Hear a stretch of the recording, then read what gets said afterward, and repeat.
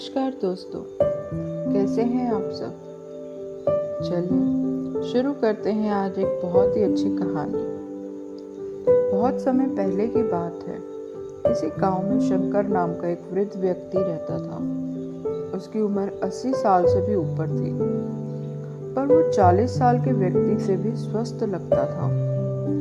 लोग बार बार उससे उसकी सेहत का रहस्य जानना चाहते, पर वो कभी कुछ भी नहीं बोलता था।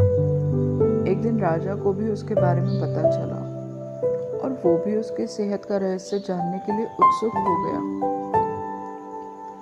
राजा ने अपने गुप्तचरों से शंकर पर नजर रखने को कहा। गुप्तचर भेष बदलकर उस पर नजर रखने लगे। अगले दिन उन्होंने देखा कि शंकर भोर में उठकर कहीं जा रहा है। वे भी उसके पीछे लग गए। शंकर तेजी से चलता जा रहा था। मीलों चलने के बाद वो एक पहाड़ी पर चढ़ने लगा और अचानक ही गुप्तचरों की नजर से गायब हो गया।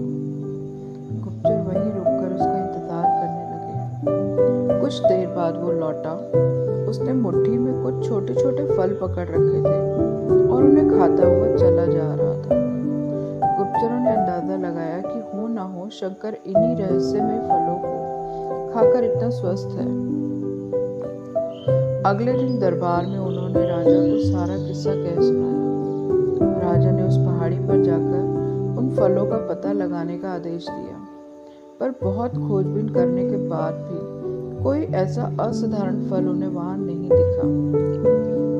अंततः थक हार कर राजा शंकर को दरबार में हाजिर करने के हुक्म दे दिया। राजा, शंकर, इस उम्र में तुम्हारी इतनी अच्छी सेहत देखकर हम बड़े प्रसन्न हैं। बताओ, तुम्हारी सेहत का रहस्य क्या है।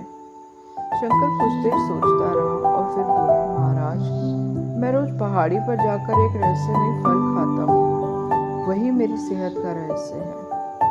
ठीक है, चलो हमें भी वहां ले चलो और दिखाओ वो कौन सा फल है। सभी लोग पहाड़ी की ओर चल दिए। वहां पहुंचकर शंकर उन्हें एक बेर के पेड़ के पास ले गया और उसके फलों को दिखाते हुए बोला, हुजूर, यही वो फल है जिसे मैं रोज खाता हूँ। अब राजा को बहुत गुस्सा आया। तुम हमें मूर्ख समझते हो क्या? यह फल हर रोज हजारों लोग खाते हैं, पर सभी तुम्हारी तरह सेहतमंद क्यों नहीं है? शंकर विनम्रता से बोला, महाराज, हर रोज हजारों लोग जो फल खाते हैं वो बेर का फल होता है, पर मैं जो फल खाता हूँ वो सिर्फ बेर का फल नहीं होता।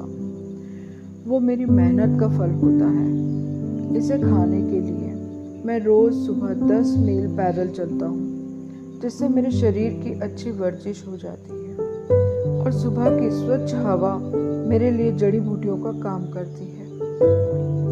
बस यही मेरी सेहत का रहस्य है। राजा शंकर की बात समझ चुके थे। उन्होंने शंकर को स्वर्ण मुद्राएं देते हुए सम्मानित किया और अपनी प्रजा को भी शारीरिक श्रम करने की नसीहत दी।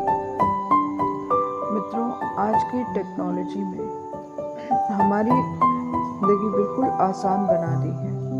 पहले हम छोटे बड़े सभी कामों के लिए घर से निकलना ही पड़ता था, पर आज हम इंटरनेट के माध्यम से घर बैठे बैठे ही सारे काम कर लेते हैं।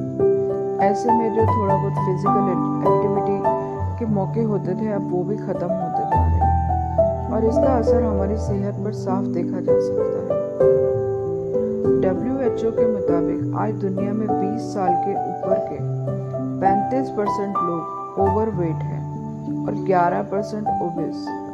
ऐसे में जरूरी हो जाता है कि हम अपनी सेहत का ध्यान रखें और रोजमर्रा के जीवन में शारीरिक श्रम को महत्व दें। दोस्तों, अगर मेरी ये कहानी आपको अच्छी लगी हो तो प्लीज़ इसे लाइक, शेयर और सब्सक्राइब ज़रूर करिएगा, ताकि मेरी आने वाली कहानियों को आप पहले सुन सकें। Thank you.